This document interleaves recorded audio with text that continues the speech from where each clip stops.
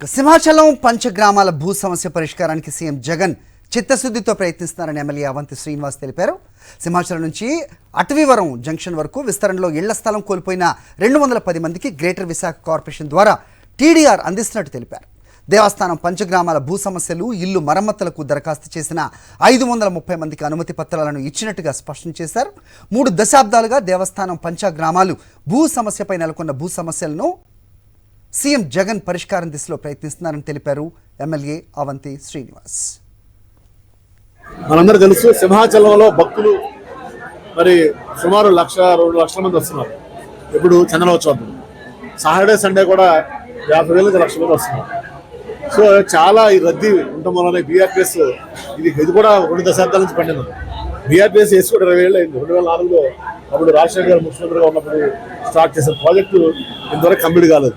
Just ఈ 1.5 kilometre stretch వల్ల. So ఈ 1.5 కిలోమీటర్ స్ట్రెచ్ కూడా మరి బీఆర్పీఎస్ ఈ రోజున 32 కోట్ల రూపాయలతోటి శంకుస్థాపన చేయడం జరిగింది. ఈ వర్క్ కూడా స్టార్ట్ చేయడం జరుగుతుంది.